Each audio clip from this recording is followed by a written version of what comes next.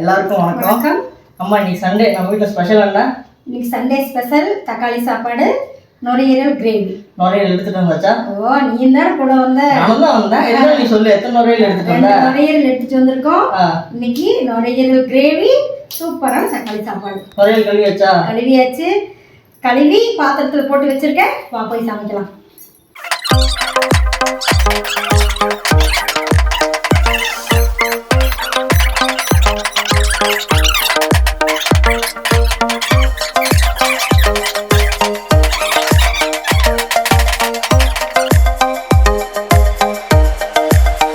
Sunday சமையலில் நுரையீரல் காலையில் டிஃபனுக்கு செய்ய போகிறோம். நுரையீரல் எடுத்து கழுவி வச்சிருக்குது பாருங்க. அடுப்பை பற்ற வச்சு எனக்கு அளவுக்கு கொஞ்சமாக தண்ணி அப்ளை பண்ணிக்கலாம்.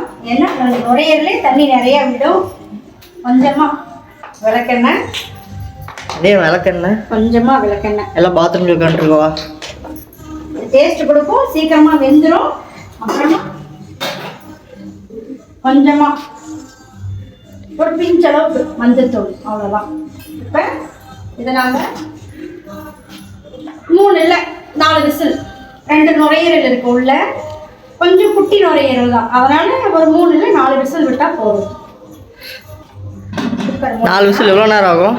4 விசில் வர்றதுக்கு 10லேருந்து 1/4 மணி நேரம் ஆகும். கிரேவிக்கு பாருங்க, கொஞ்சமாக ஒரு மூடி தேங்காய், கொஞ்சமாக பொட்டுக்கடலை, ஒரு கைப்பிடி அளவு பொட்டுக்கடலை, கொஞ்சமாக சோம்பு, 2 கிராம்பு, குட்டி பட்டை போதும். சரிங்களா? தக்காளி 2 தக்காளி பொடியாக கட் பண்ணி வச்சுருக்கேன். தாளிக்கிறதுக்கு சின்ன வெங்காயம் குட்டியாக 4 வரமிளகா போட்டு வச்சுருக்கேன். உங்களுக்கு வரமிளகா வேண்டியது இல்லைன்னா நீங்கள் அவாய்ட் பண்ணிவிட்டு வீட்டில் செய்கிற மிளகாத்தூள் போட்டுக்கலாம். ஓகேவா? அதை கருவேப்பிலை ஃப்ரீயா? அது சொல்லவே இல்லை. தானே கருவேப்பிலை இதில் போடுறதுக்கு தான் வச்சுருக்காங்கன்னு தெரியாதா? இப்போ இதை நம்ம அரைச்சிக்கலாம். இது வந்து தேங்காய், பொட்டுக்கடலை, பட்டை, கிராம்பு, சோம்பு இதை போட்டது. இதை நம்ம நல்லா மையாக அரைச்சிட்டு வந்துடலாம். ஓகேவா?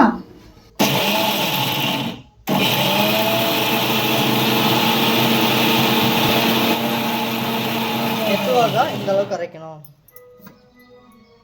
இன்னும் கொஞ்சம் நைஸாக அரைக்கணும். இன்னும் கொஞ்சம் பருபருன்னு இருக்குது, இன்னும் கொஞ்சம் நைஸாக அரைக்கணும்.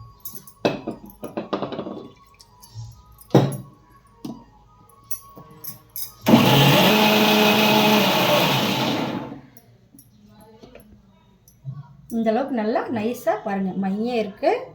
இந்த அளவுக்கு நல்லா நைஸாக அரைக்கணும். சரிங்களா? A few moments later. இப்போ 5 விசில் வந்துடுச்சு. நம்ம ஓப்பன் பண்ணி பார்க்கலாம். நம்ம போடும்போது ஒரு கலர் இருந்துச்சு, இப்போ ஒரு கலரில் இருக்குது. ஆமாம், வெந்ததுக்கப்புறம் இந்த கலர் இருக்குது. அப்படியே இருந்தால் அது எப்படி வேகும்? போடும்போது நிறையா இருந்துச்சு, ரொம்ப குட்டியாக இருக்குது. போகும்போது நிறையா தான் இருக்கும், அது வெந்ததான் சுருங்கிடும். பாருங்கள், இப்படி இருக்கணும். பாருங்கள், இப்படி விரலை வச்சு அழுத்தினா இப்படி விரல உள்ளே போகணும். இப்போ இது நல்லா வெந்துடுச்சு. இதுக்கு வேண்டிய பொருளை சேர்த்தி நம்ம கிரேவி பண்ணிடலாம். இப்போ கிரேவிக்கு வேண்டியதை நம்ம ரெடி பண்ணலாம். அடுப்பு பற்ற வச்சாச்சு. கடாய் சூடானதும் இது என்னென்ன? இது சுத்தமான கடலை எண்ணெய். 4லிருந்து 5 ஸ்பூன் எண்ணெய் சேர்த்திக்கலாம். எண்ணெய் நல்லா சூடானதும் கொஞ்சமாக பாருங்கள், ஒரு பிஞ்ச் அளவுக்கு கடுகு, கொஞ்சமாக கடலைப்பருப்பு, அவ்வளோதான்.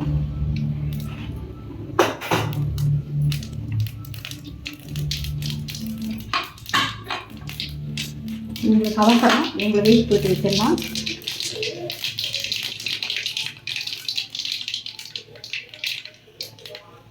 கடுகு வெந்ததும்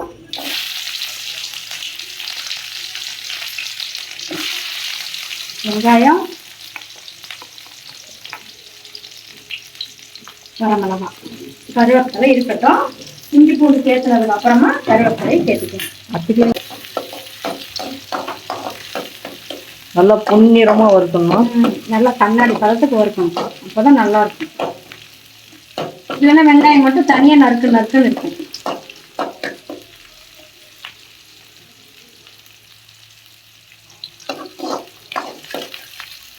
இந்த இந்த மாதிரி நல்லா பொன்னிறமாக வரணும்.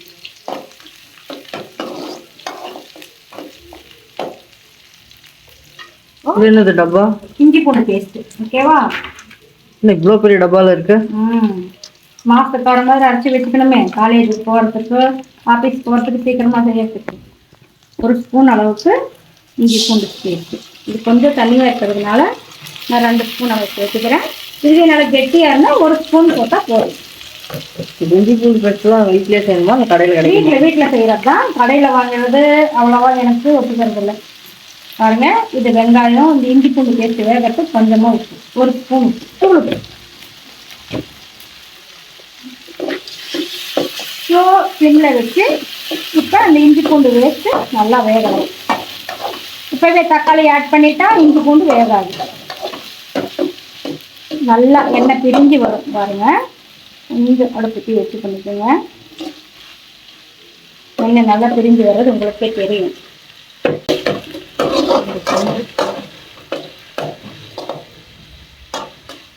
நாங்கள் இஞ்சி பூண்டு பேஸ்ட் போட்டதுமே தக்காளி ஆட் பண்ணால் இந்த மாதிரி எண்ணெய் பிரிஞ்சு மேலே வராது.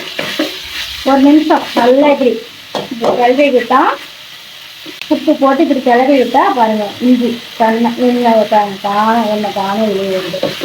இந்த டைமில் அந்த எண்ணெய் ஸ்டோர் பண்ணி நம்ம அதுக்கு யூஸ் பண்ணிக்கலாமா? அந்த எண்ணெயெல்லாம் ஸ்டோர் பண்ணால் அப்புறம் குழம்பு நல்லா இருக்காது. அப்புறம் நீங்கள் மூஞ்சியே பார்ப்பீங்க, என்னம்மா குழம்பு வச்சுருக்கேன் அப்படின்னு. இப்போ இந்த தக்காளியை ஆட் பண்ணிக்கலாம். தக்காளி ஏன் தெரியுமா லாஸ்ட்டாக போடுறோம்? தக்காளியோட பாயிலிங் டெம்பரேச்சர் கம்மி. ஃபர்ஸ்டே போட்டால் சீக்கிரமாக வெந்துடும். அது அந்த தக்காளி தான் சீக்கிரமாக வெந்துடும். இந்த காலத்து தக்காளி ரொம்ப கெட்டியாக இருக்குது, அதனால் வேகத்துக்கு லேட் ஆகும். ஓகே,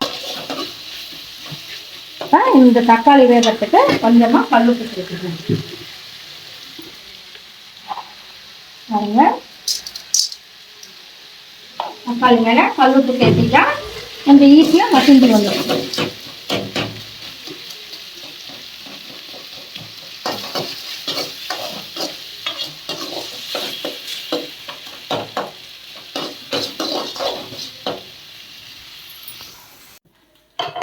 கொஞ்சமாக சக்தி மட்டன் மசாலா சேர்த்துக்கலாம். இது வந்து நல்லா டேஸ்ட் கொடுக்கும். பாருங்கள், உங்களுக்கு காரத்துக்கு தகுந்த அப்படி. எனக்கு எங்கள் வீட்டில் கொஞ்சம் காரம் ஜாஸ்தி சாப்பிடுவாங்க, அதனால் 1.5 டீஸ்பூன் சேர்த்திருக்கேன். இது நாங்கள் வீட்டில் அரைச்ச மிளகாத்தூள் பாருங்கள், 1 ஸ்பூன் சேர்த்திருக்கேன். இது உங்களுக்கு ஆப்ஷன் தான், வேணும்னு சேர்த்திக்கலாம், இல்லைன்னா இந்த வரமிளகாய் காரமே போதுன்னா விட்டுடலாம். இப்போ லைட்டாக ஒரு கிளறி விட்டு நல்லா கெட்டி ஆயிடுச்சுங்களா? இப்போ நம்ம வேக வச்சிருக்கிற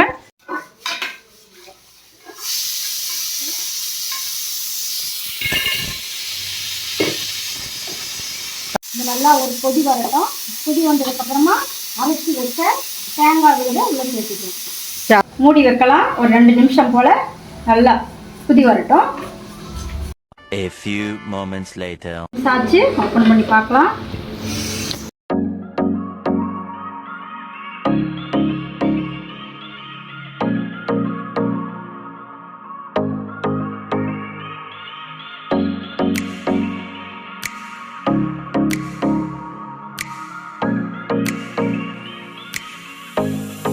தேங்காய் உள்ளதை அப்ளை பண்ணிக்கலாம்.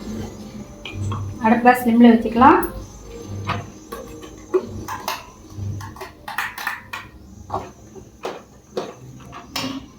கொஞ்சமாக தண்ணி ஊற்றி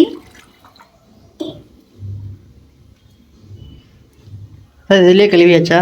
ஆமாம், கொஞ்சம் கெட்டியாக வச்சுக்கிட்டாதான் தக்காளி சாப்பாடுக்கு நல்லா இருக்கும். 2-3 மினிட்ஸில் நல்லா புளி வந்து வேகும்போது கொஞ்சம் கெட்டியாகிடும். பார்த்தீங்களா? இந்த அளவுக்கு தண்ணி இருக்கணும். அப்போ தான், ஏன்னா நம்ம ஒரு கைப்பிடி பொட்டுக்கடலை சேர்த்திருக்கோம்ல, ரொம்ப கெட்டியாக இருந்தால் அடி பிடிக்கும், டேஸ்ட்டு கொஞ்சம் குறைவாக தெரியும். இந்த அளவுக்கு தண்ணியாக இருந்தால் இந்த கடலை தேங்காய் வேகும்போது நல்லா டேஸ்ட் பிடிக்கும், அடி பிடிக்காது, நல்லாயிருக்கும், சுவையாக இருக்கும். இப்போ அடுப்பை கொஞ்சம் ஸ்லிம்மில் வச்சிடலாம். ஒரு 5 மினிட்ஸ் கொதி வந்து வேகட்டும். வெந்ததுக்கப்புறம் கொத்தமல்லி தலையை தூவி இறக்கணும். முடிஞ்சுக்கலாம். 5 மினிட்ஸ் ஆச்சு. பாருங்க இந்த அளவுக்கு நல்லா கொதி வந்து வேகுதுன்னு பார்த்தீங்களா. இப்போ அடி பிடிக்கல. அதையும் நம்ம கெட்டியாக ஊற்றியிருந்தா அடி பிடிச்சிருக்கும். ரெடி ஆயிடுச்சு. அப்போ இருந்ததுக்கு இப்போ இருந்துக்கு எவ்வளோ கெட்டியாக இருக்குது பார்த்தீங்களா. அப்போ சாப்பிட ஆரம்பிச்சிடலாமா? ஓ தாராளமாக இருக்குது. இப்போ கொஞ்சமாக கொத்தமல்லி தழை தூவி இறக்கிடலாம். ஓகேங்களா, அவ்வளோதான்.